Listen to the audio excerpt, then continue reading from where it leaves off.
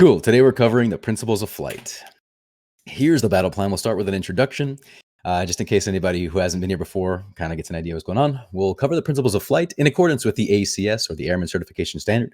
We'll do a practice flight plan from Payne to Bellingham, and then we'll talk about some next steps. And then if you have any questions throughout, just go ahead and shout them out. And then at the end, we'll have a dedicated Q&A.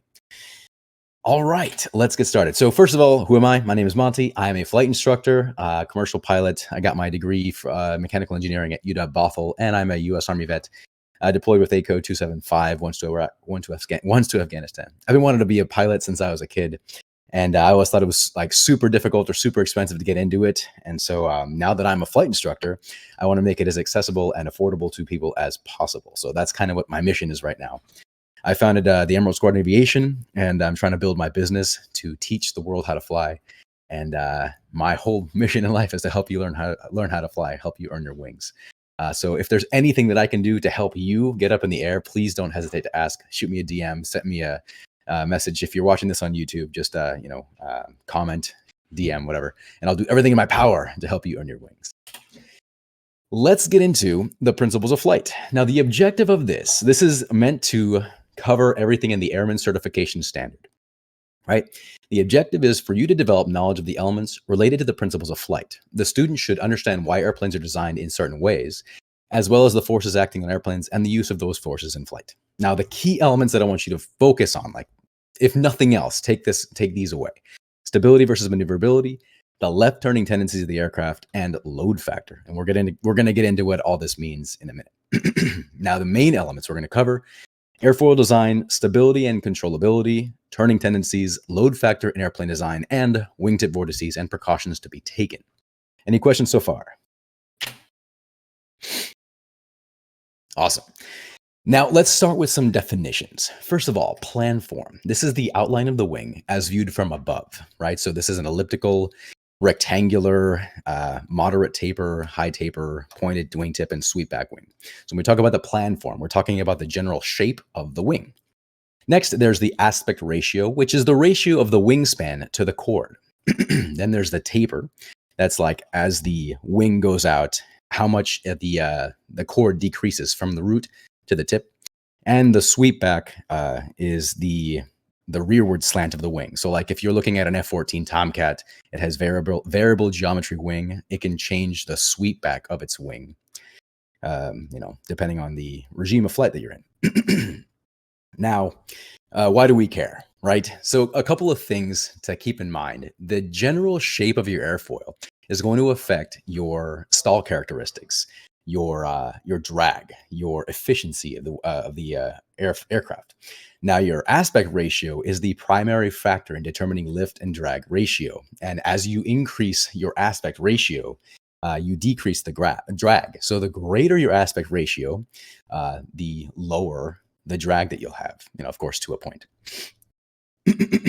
Now, the taper generally decreases drag and increases lift. And this also reduces the weight of the wing. And the sweepback can also help with stability or lateral stability. And we'll see how that affects that here in a minute. All right, cool. Any questions about plan form or airfoil design so far? Cool, let's talk about stability.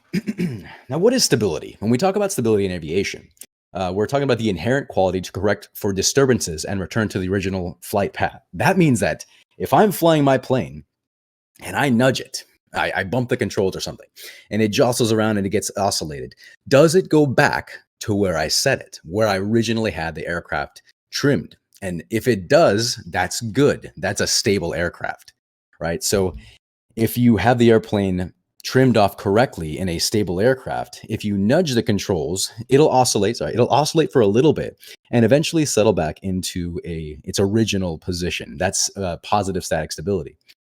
Now, if you nudge it and the aircraft oscillates a bit and then settles in a new position, that's neutral static stability. And then if you nudge it, or if you bump the controls and it oscillates and it gets further and further out of whack to the point that it loses or it completely departs controlled flight, that's negative static stability. And that's not good. We want a stable aircraft, something that's going to go back to where we set it.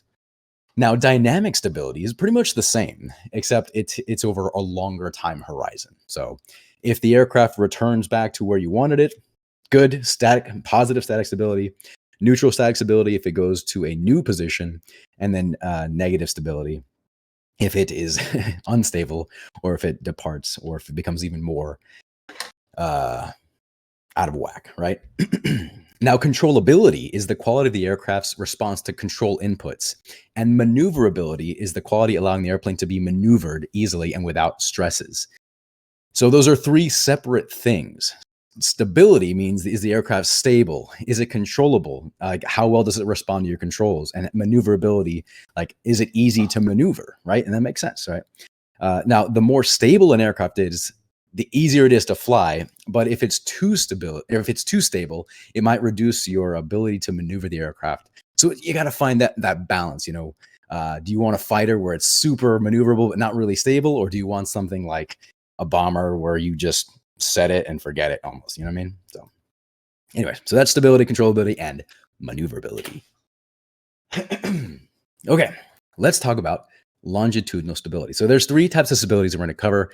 This one's stability about the pitch axis, or the lateral axis.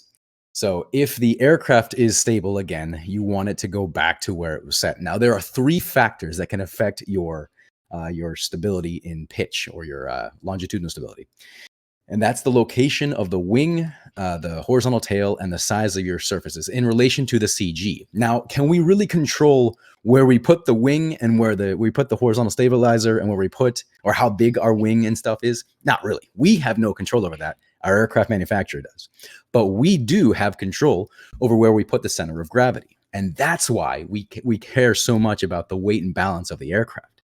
Now, if your center of gravity is too far forward, it's going to be really hard to get your nose off the ground. It's going to be hard to pull up. And if your center of gravity is too far rear, or too far aft, it's going to be hard to lower your nose, and it's going to be more likely to stall, or be difficult to recover from a stalled condition.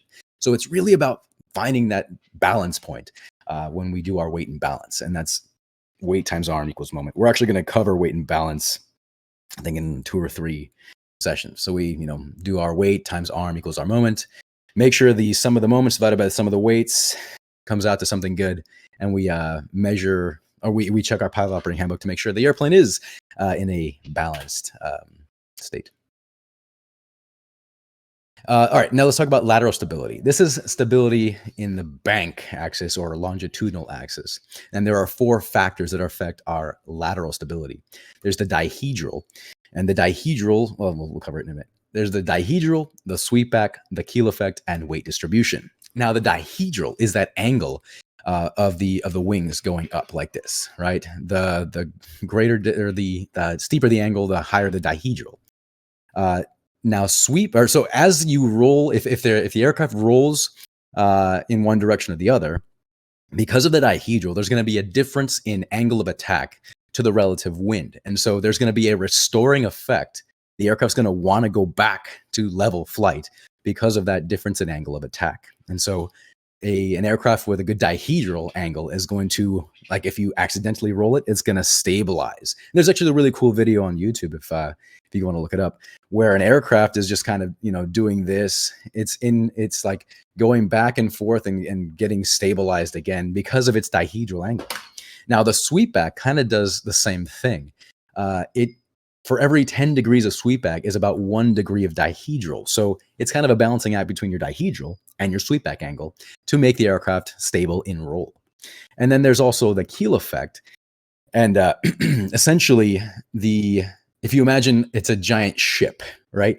The aircraft's fuselage itself is going to stabilize the aircraft if a great portion of the keel is above and behind the center of gravity. And then again, it's just going to restore you back to level flight. And then the weight distribution, of course, as we talked about, weight and balance is huge, but we also want to balance our weight like inside the aircraft as well, like lateral, or like left or right, if that makes sense. So if you have one heavy pilot here, and then like your tiny wife, and then a heavy teenager here, and then a baby over here, that's not really good. If you're flying the aircraft this way, you want to balance it out, find a way to balance all 4 seats, and also in the other way we talked about, like front and back. So weight and distribution. Now let's talk about directional stability, or stability in the vertical axis, or yaw. Now there are two factors here. The area of the fuselage aft of the CG, again, the fuselage itself is going to help stabilize the aircraft, and the vertical fin, that's going to act like a feather.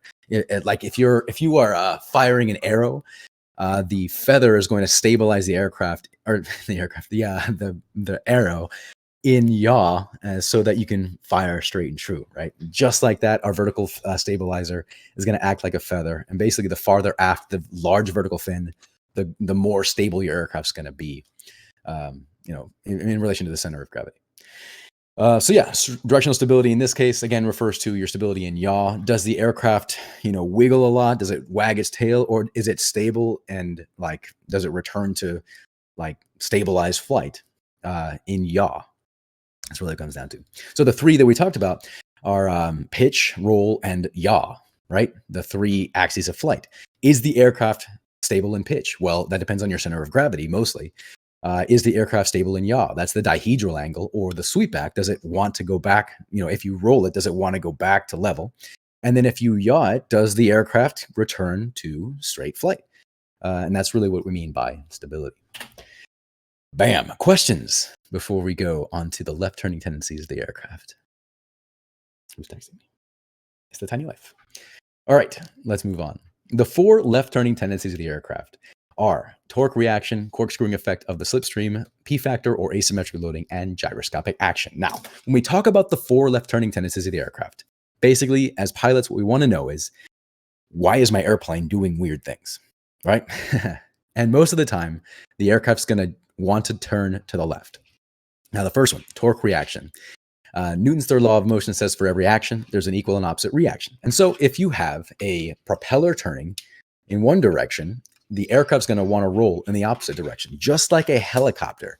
If you have a giant rotor above the helicopter here, the rotor's going to turn in one direction, and the helicopter's going to want to counter-rotate in the other direction. And that's why we have that tail rotor, to account for that. Just like we have in the helicopter, we have the same thing going on in our airplane. The propeller turns in one direction, the airplane wants to roll in the other direction. And that's torque reaction. Next is the corkscrewing effect of the slipstream. Basically, as we rotate that air super fast around the airplane, it's going to corkscrew around the plane and strike our vertical stabilizer and cause us to yaw to the left. And so we have to add a bit of right rudder to account for that corkscrewing effect of the slipstream. So the first two, torque reaction, the propeller turns in one direction, the plane wants to roll in the opposite direction. The corkscrewing effect of the slipstream, that's the air turning around the plane, hitting the vertical stabilizer. Then there's P factor, or asymmetric loading of the propeller. Now, this happens when you are at high angles of attack and moving slow at high power. Basically, one of your blades, the propeller blades, is going to be taking a bigger chunk or a bigger bite of air as it descends than the other ascending blade. And so that bigger bite of air that it's taking is creating more thrust on the right side of the propeller disc. So the right side of the propeller is generating more thrust than the left side of the propeller. And so because of that asymmetric thrust, the plane is going to want to yaw to the left. All right, so those are 3: torque reaction, corkscrewing effect of the slipstream, and P factor, or asymmetric loading of the propeller. And finally, there's gyroscopic action of the... There it is, yes. How many of you guys like your fidget spinners? So there's gyroscopic action of the propeller. So basically, there's something called precession. When a force is applied to a spinning object, it is felt 90 degrees away from where you put that force. So if I put a force here, the top of this spinning propeller, quote unquote, up here, it's going to feel it 90 degrees away here, and this is what it's going to feel like. So if I rotate this and I try to push the propeller forward, or the fidget spinner forward, I'm going to feel it 90 degrees away. So in the airplane, if there's any pitching, that if you try to pitch up or down, it's going to feel that 90 degrees away in yaw, essentially. And so if your aircraft is spinning like this and you pitch down, it's going to yaw to the left. And that is the gyroscopic action of the propeller. Now, of course, I can't have you guys feel it, but I can actually feel the force as I rotate this fidget spinner and try to enact some force on it. I can feel it fighting me in 90 degrees away from the direction that I'm trying to turn it, which is super cool. I know it's very nerdy, but I think it's fascinating. And if you don't have a fidget spinner, go get one and go mess around with it, and you can annoy your friends. Okay, so those are the 4 left turning tendencies of the aircraft: torque reaction, corkscrewing effect of the slipstream, P factor, and gyroscopic action of the propeller. Bam. Oh no, sorry, my dog is being sad. Let's talk about load factor. Now, anytime you guys, I'm sure you guys have seen Top Gun, right? When they're maneuvering around and they're pulling really hard on the controls and their faces go, right? And they're feeling all that G loading. That is load factor. It's the ratio of the total air load acting on an airplane to the gross rate of the plane measured in G.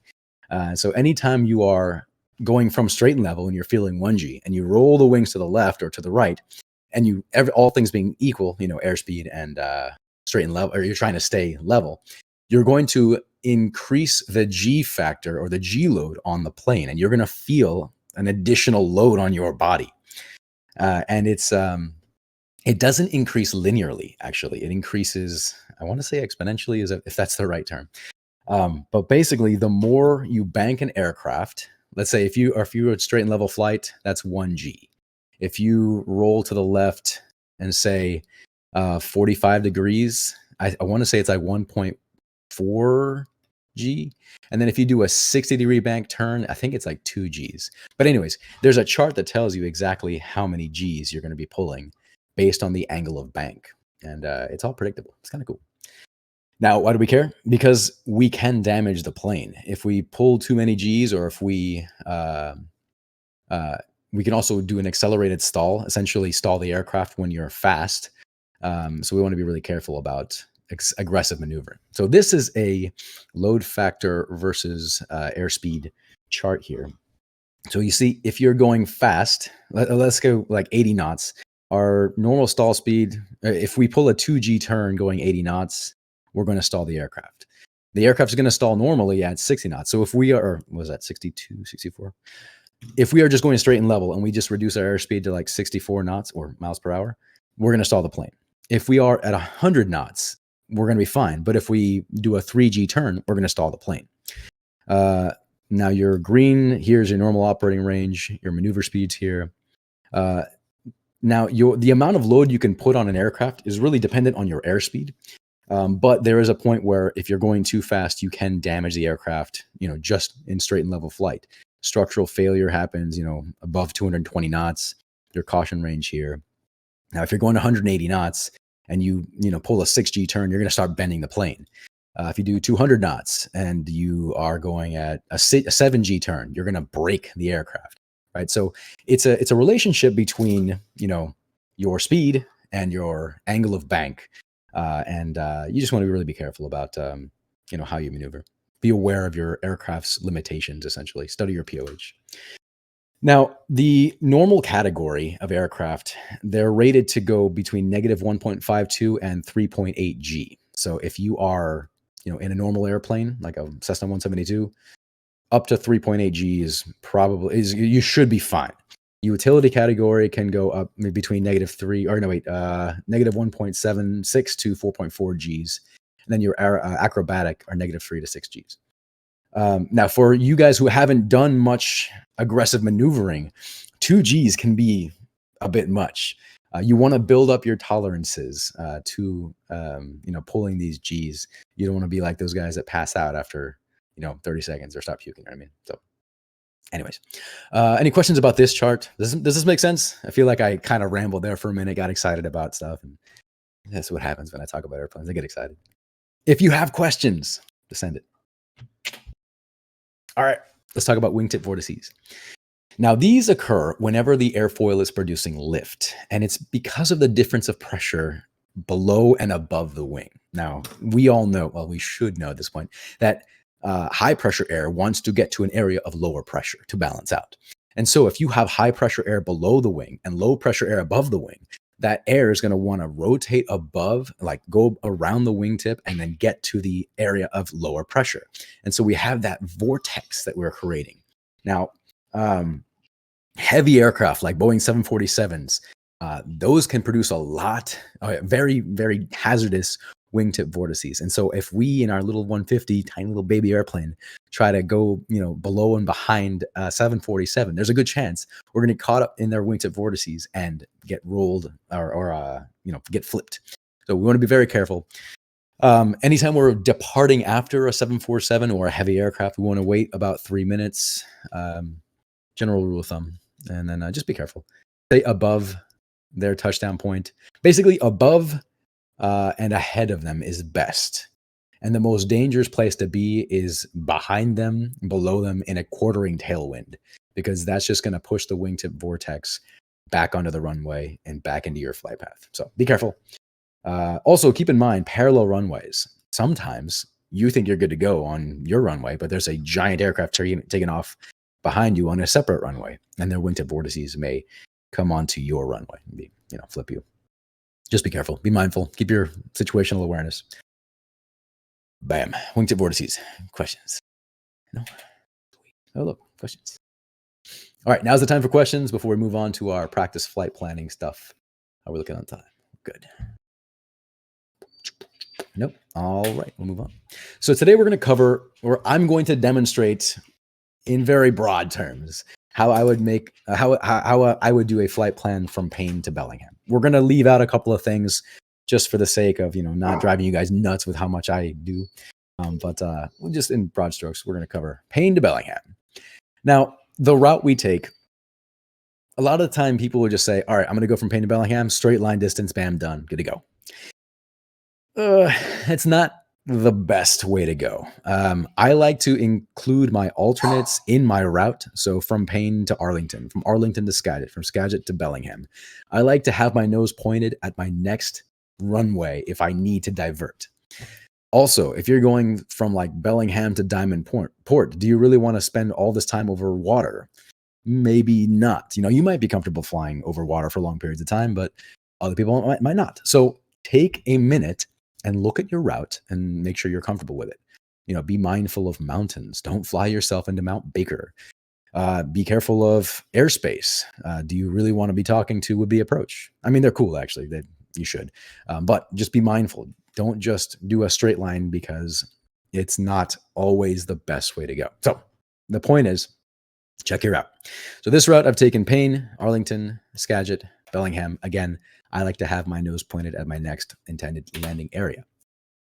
Now, 14 CFR Part 91.103 talks about our pre-flight action. What are the required things that we need to know as pilots to be legal and safe? And I like to use the acronym Northwest Craft. NOTAMS, known weather, known delays, runways, alternates, fuel and takeoff and landing distance calculations. That's Northwest Craft. Sorry about that, guys. So let's see what it looks like. Now, you can get your NOTAMS and weather from a couple of different sources. You've got 1-800-weatherbrief.com, SkyVector, Garmin Pilot, ForeFlight, and any other flight planning software that you might like to use. Today, we're going to be demonstrating with 1-800-weatherxbrief.com. Now, this is what it looks like. You'll pull up your 1-800-weatherxbrief.com, sign in, create a flight plan, and I've done it already, so we don't have to spend a lot of time typing this in. If you have any questions about how this works, it's actually really helpful just to, tap or click the little hyperlink above it, and it'll help you figure out what you need to type in. So in this case, we're using, the standard 172 stuff. We put in our route of flight, destination, departure, fuel endurance, people on board. And then I've done, bam, hit route brief, and it'll pull it up as either a PDF or a, on the website. And so it'll pop up, it'll look something like this, and then you can go through. We're not going to do a full weather brief today. You guys know that I love talking about weather, and I can get sidetracked for like hours talking about weather. So we're not going to do that. But this is what it looks like. Yeah, I like the PDF version. And there's a table of contents that you can just go through and check all that you need to know. But NOTAMs are going to be in here. Your weather briefs is going to be in here. You can get an Outlook or a Outlook brief or an abbreviated brief or a standard brief, depending on how far in advance you want it. Anyways, that is your NOTAMS and weather, 1-800-weatherbrief.com, and you should be good to go. Now let's talk about runways and alternates. Of course, we're going to only do this for Payne, not for all of my my points, but basically you're going to look at the airport diagram, the chart supplement, and get a feel for what's going on at that airfield. Now, Payne has a 9,000 foot runway, and right here, tells us it is a 9,000 foot runway by 150 feet. So that is probably enough for a Cessna 172. But what if we don't get the big runway? What if they tell us to take off from this guy? Well, that is a 3,000 foot runway. And again, we'll have to check with our POH, but it's probably fine. We do the same thing for Skagit, Arlington, and Bellingham. We check the airport diagram, look for hotspots, look for radio information, anything like that. Just get familiar with your points, basically. And then over here, this is our chart supplement. This whole wall of text is worth reading. We're not going to today because I don't want to torture you guys. But some key things here again are radio information, your runways, airport remarks are a good thing to check out. There's nav stuff in here. And again, a smaller version of this guy is put here. So check out your runways. What are the runways made out of? Is it a gravel runway, or is it a, asphalt, or is it a grass strip? Be familiar with where you're going and know what to expect when you get there. What direction is the traffic pattern, that kind of stuff. So that's that, runways and alternates. Do this for all of your points, including your alternates and destination. And then the next part in our Northwest Craft checklist is our fuel, takeoff, and landing distance. This is found in your pilot operating handbook. You guys should have access to this. If you don't, go check out my website, Enroll Squadron Aviation. You can download a Cessna 172 POH to practice with. Now, first, your fuel requirements. How much fuel are you going to need? Well, legally, we need to be able to depart our field, get to our destination, plus 30 minutes of fuel at cruise speed. That's day VFR, right? At night, we need an additional 45 minutes at cruise speed. So depart, get to our destination, and then loiter for 45 minutes. That is the bare minimum. Now, you guys know me. I don't like to do the bare minimum. I personally think, anything less than an hour of reserve fuel, probably not going to do it. So I like an hour of reserve fuel, but you can make that decision for yourself. Just remember the legal requirements are 30 day, 45 night, 30 minutes day, 45 minutes night. Now let's talk about what this flight is going to need. Now let's say we're going to go up to 3,000 feet. 3,000 feet from sea level. We're going to need about 1.2 gallons for the climb out.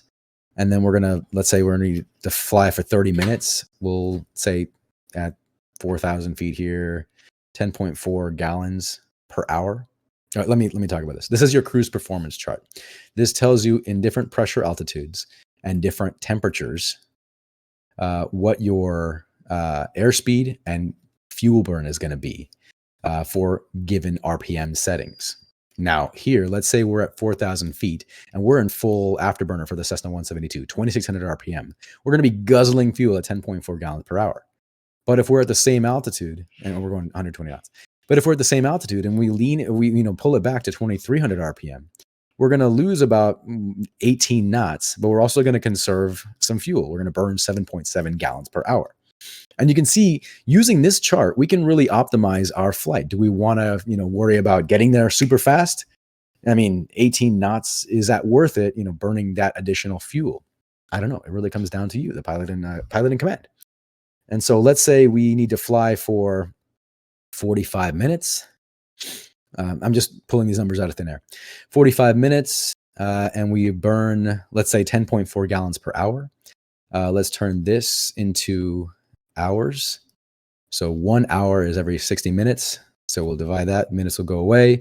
And then 10.4 gallons per hour. The hours go away. And doing some multiplication, we'll be left with units of gallons. And that's how you do that calculation. Did I go too fast? I realize not everybody's an engineer. Again, let me just start over. We put in our time. We convert minutes into hours. 1 hour is 60 minutes. Oh, geez. No, cancel. Oh, I screwed it up. How's that? Okay, cool. So we said 45. Oh, no, now it's red. 45 minutes. 1 hour is 60 minutes. And then we've got, we say 10.4 gallons per hour. Now, doing some basic math, our minutes divided by minutes cross out. Our hours divided by hours cross out, and we're left with units of gallons. And so 45 divided by 60, what's that? 0.75 times 10, 0.4. And then you're left with whatever that is. I'm not going to do that math. But essentially, you're left in gallons. And so that's how you figure out how much fuel you're going to burn. You use this thing here, your time to climb, time, fuel, and distance to climb, and then your cruise performance to figure out how much fuel you need, plus 30 minutes or 45 minutes, or if you're like me, plus 1 hour of fuel, whatever. So that's how you do that. Okay, so that's our fuel requirements. And I don't know how effective I was at teaching that. I feel like I fumbled that. Next is our takeoff and landing distance calculations. Again, this is found in your pilot operating handbook, section 5, performance. We go to our short takeoff distance. This is the bare minimum we need to get off the runway. And we're going to be using our short field technique. I'm going to change the color of my pen here. Let's say pressure altitude. Let's say we're at sea level, right? And we're going to be taking off at 20 degrees Celsius. If we want to just the ground roll, we'll need almost 1,000 feet, 995 feet. If we want to clear a 50-foot obstacle, we're going to need an additional, 700 feet or so. So 1,690 feet. And again, that's at sea level. Now, see here, the higher we get in altitude, let's say 8,000 feet, for the same given temperature, we're going to need twice the runway to get off the field.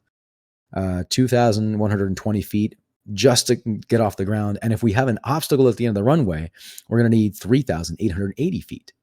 And of course, you can get, crazy specific with this if you want. If you're like, oh, I'm at 1,700 feet, you can interpolate this. But I mean, that's if you want to be really nerdy like me.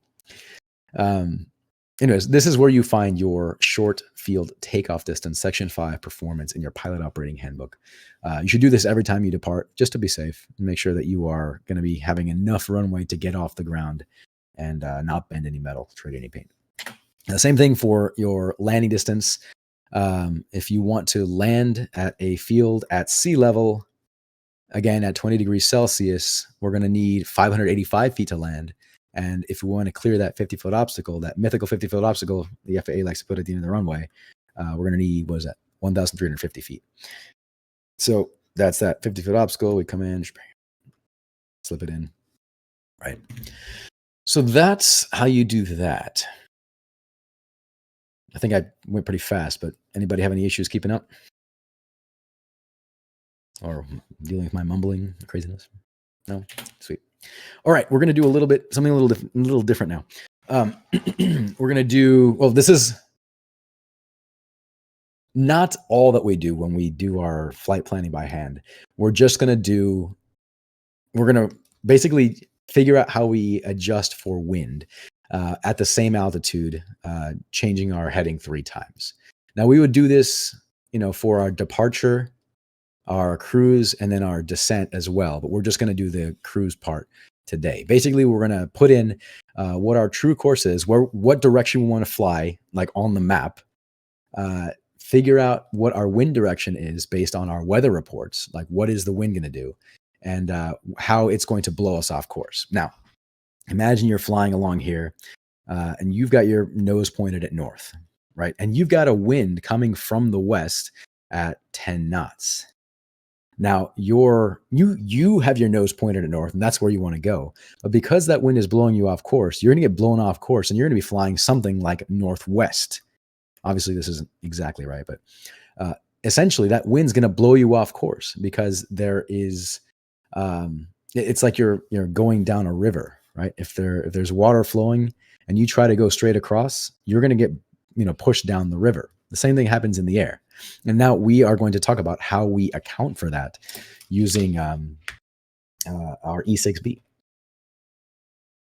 All right, can you guys see both sides, the PowerPoint presentation on the left side and the E6B on the right side? I hope there are people still here. Yeah. All right, cool. Sounds good. All right, we're going to go to the wind side here. And we basically find our true course. We've got our true course here. That's where we want to go. So in this case, our true course is 018. Altitude is 3,000. And I've just pulled up some weather information. The wind direction is 180, and it's at 6 knots. So the first thing we're going to do with our wind side on our E6B is set the grommet at 100. That's our 0 mark. Then we're going to put in a pencil mark, or we're going to change our heading here for our wind, 180. And we're going to put a pencil mark 10 knots above our 0 mark. Or correction, 8 knots. Was it? No, 6 knots. Wind velocity is 6 knots. And we're going to put a pencil mark here. Bam, 6 knots. It's right about there. Now we're going to, so that's our wind. That represents the wind direction and velocity that we expect to see at 3,000 feet. Now we're going to turn this guy to the heading we want to fly, 018. Now imagine the plane is at the center of this, right? 018, and then we want to fly at a true airspeed of 110 knots. We're going to slide this up and put our pencil mark on 110 knots because we are reading from our airspeed indicator that we're flying at 110 knots. Now, because that wind is behind us, you see our grommet is going to be at 116 knots. And we're actually going to be flying at a ground speed of 116 knots. So our airspeed indicator is telling us how fast we're flying through the medium of air. And the grommet tells us our speed over the ground. So while we think we're flying at 110 knots, we're actually traveling at 116 knots over the ground. And you see, because the wind is coming from our tail, or from the right side here, we have to correct, or from the right side, we have to correct 1 degree to the right. So we would add 1 degree to our true course. So instead of flying a heading of 018, we would fly a heading of 019. And then we also need to account for the magnetic variation. And that is on our chart here. I should switch this up here. Our variation here, those are the lines of the angular difference between true north and magnetic north. Here it's about 15 degrees east. So we needed to subtract 16 degrees or 15 degrees from our heading to get our actual compass heading. And so we would do that math. We'd actually end up flying a heading of 004. So 19 minus 15 degrees, you get a compass heading of 004. And because we have our ground speed of 116 knots, we need to travel 16 miles, for that first leg over here. We divide our distance by our ground speed, which gives us a time of 8 minutes and 16 seconds. So that's how we figure out how long we're going to be flying for. So for that first leg from Payne to Arlington, again, not changing altitude, we'll be flying for 8 minutes and 16 seconds. So we can plan for how much fuel we're going to need. Now let's go back to the previous slide here. Let's do one. Does that make sense before I move on to the next one? Are you guys tracking? If not, I'm just going to proceed. If there's anybody who isn't tracking, please speak up. Otherwise, I'm just going to keep going. So let's do another one. In this case, the wind direction is 210. Again, we're going to put our grommet on 100 as our 0 mark. There we go. 210. Wind velocity is 8 knots. 8 knots. All right, no, that's dumb. 210. What am I doing here? Sorry. 210. There we go. 210 and 8 knots. Right here or so. This is weird doing it with the pencil or with the mouse. 8 knots, 210, and now our true course is 330. This is what we actually want to fly over the ground or over the map. And then we're going to use our true airspeed of 115 knots. 115. Again, our pencil mark goes there because that's what the airspeed indicator is reading, how fast we're moving through the medium of air. And then it's going to give us a ground speed of 119 knots. So we'll put that in. And we need to correct to the left this time. Now, if you imagine the airplane is in the center of that, the E6B there, we're getting pushed from the tail and from our left. So we're going to be pushed off to the right. So we need to correct by flying to the left or subtracting about 3 degrees to the left. And so we're going to subtract 3 degrees, which is going to give us a true heading of 327. A magnetic variation, again, is going to subtract 15 degrees. And so our compass heading, where we actually fly in the plane, is going to be a heading of 312. And because of our ground speed, 119, and our distance traveling between Arlington and Skagit, we're going to be flying for 10 minutes and 34 seconds. Again, that's your distance divided by your speed. And then finally, we'll do one more. If you guys don't have any questions, or if you don't stop me, I'm just going to keep going. Our wind speed and direction this time are 220. So gromet's at 0 or 100, 220 there. 10 knots, roughly 10 knots. The heading we want to fly over the chart is 346, about there. True airspeed of 120 knots, about there, which gives us a ground speed of 126. A wind correction angle of 1, 2, 3, maybe 4 to the left, and 15 degrees of variation. We subtract that from our heading. So 346 is what we want to fly over the chart. We subtract 4 degrees for our wind correction because we have to turn left a little bit to account for that wind. We subtract 15 degrees to account for the difference between true north and magnetic north. And then we get our compass heading finally of 327. Now our grommet tells us our ground speed of 126. And because our distance is 20 nautical miles, we need to, and we're flying at 126, we need to divide 20 by 126, which gives us a total time of 9 minutes and 31 seconds. So the total distance we're flying today is 57 nautical miles. And our total time comes out to 28 minutes and 21 seconds. And we're back. Good. Okay, so does that kind of make sense? Again, I know I probably went a little fast. If it doesn't make sense, please speak up. If you want some more help, let me know. We can totally do these. I can do these all day.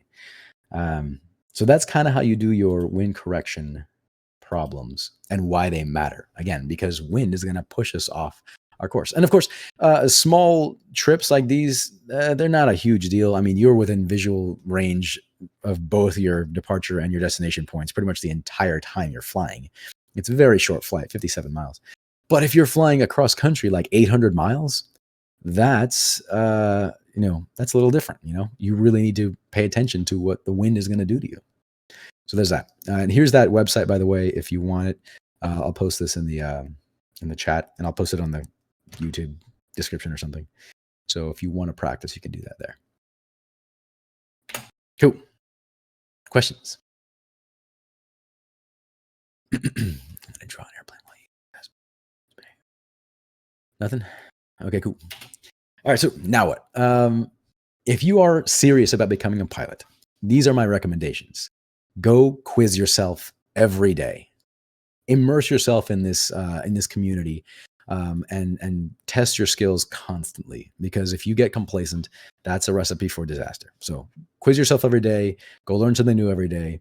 I have an entire channel dedicated to this stuff. So go watch other videos. I'll post a link down somewhere, either a Discord or wherever you're watching this. Go watch more ground videos and get knowledge into your brain. And then go practice some more. Go quiz. Go fly the simulator. Now, if you haven't been up for a discovery flight yet, and you want to fly with me, let me know. DM me or talk to me through the website, and we can book a discovery flight. We'll go up and fly. I'll hand you the controls. You fly the plane. I'll land the plane, and if you feel like it's for you, we can work together and get you your wings. Or if you want to get serious about your ground, you can also sign up for a ground course on my website. I've got a couple of different options there. If you're serious. Now, of course, you can just go to YouTube and watch a bunch of videos and then go quiz yourself and set yourself up nicely. But if you work with a professional, if you work with a subject matter expert, you're going to set yourself up for success and reduce the amount of time it takes you to earn your wings. So those are your options. Last Q&A. Any final questions, comments, concerns while I sketch airplanes here? Got about 15 minutes, so. These grid lines make it easy to draw planes.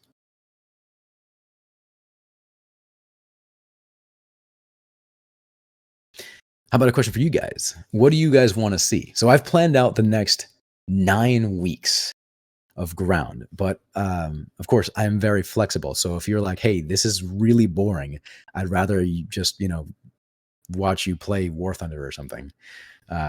We could do that too. I like talking about this stuff though. So what do you guys think? Is there anything in particular you want to see? More VOR stuff, more quizzes, I can record myself taking quizzes.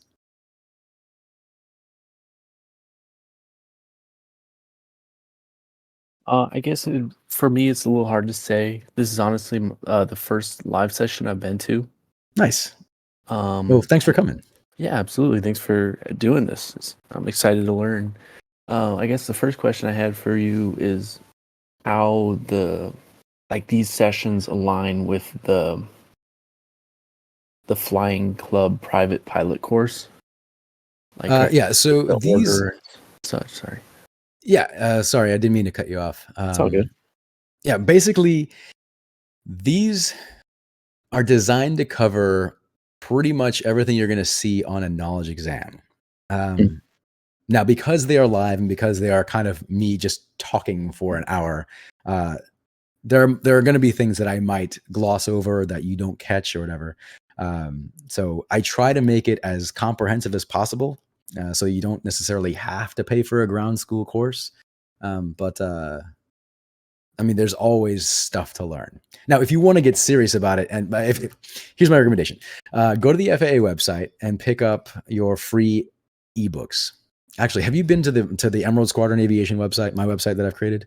Yeah, Cool. Do you have the ebook that I created where it shows you a bunch of free resources?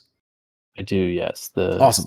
seven free pilot tools. Yeah, great. Yeah. I hope that's providing some value. But basically go there and, get all the free stuff that you can, read the ebooks. Most of the stuff that's going to be on the knowledge exam are in those books. And Mhm. the secret is if you read those books, you've got most of it. You know what I mean? Like the ground school courses that are like offered online for the most part just take information from the FAR-AIM and the Pilot's Handbook of Aeronautical Knowledge and the Airplane Flying Handbook Mhm. and just condense it. But you have access to all that information for free. So do that. Take advantage of that. That's what I would do. Gotcha. Yeah, I rambled there. Probably didn't answer your question very well. No, definitely. I appreciate it. Cool. Any other questions while I doodle?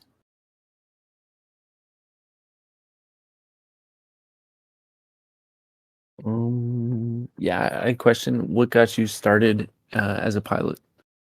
Ooh, good question. I have always wanted to be a pilot ever since I was a kid. I feel like that's a pretty common answer. My parents took me to air shows, and my uncle was a commercial pilot. He flew the A-37 in the Honduran Air Force. Really cool dude. But my family, we didn't really have money for college, so I joined the army, did the Ranger thing, and then my wife, we got married and had a kid. Decided to get out of the army, and my wife saw that I was like, I don't know what to do with my life now.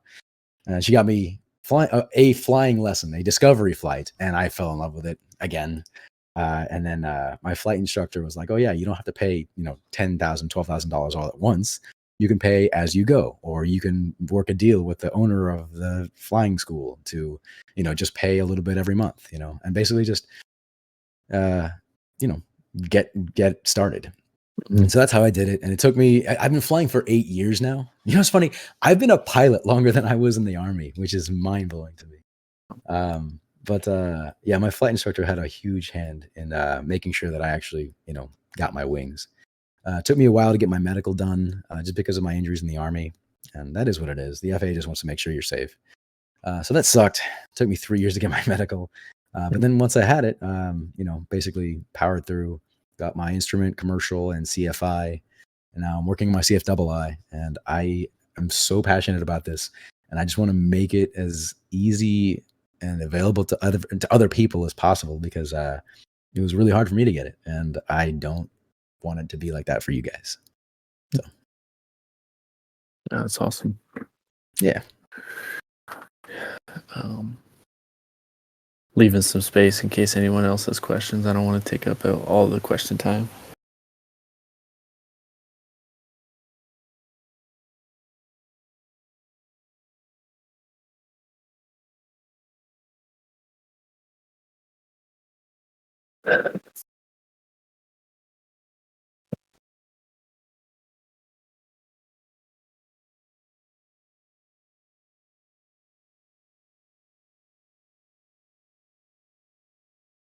Cool. If you guys don't have any other questions, I'm going to get started in editing this so that anybody who couldn't make it will be able to watch it. And then I'm actually going to be trying to update things at least twice a week. So I'll be posting something on Discord to keep your, keep this fresh in your mind. If you have any questions, you can always DM me on Discord or shoot me a DM on YouTube or whatever, wherever you're watching this, or hit the website, emeraldsquadronaviation.com. Appreciate you guys coming here. Seriously, I'm all about helping you earn your wings. So if there's anything I can do to help you out, just let me know. Otherwise, I will see you guys next week. Thanks, Bonnie. See ya. Thank you.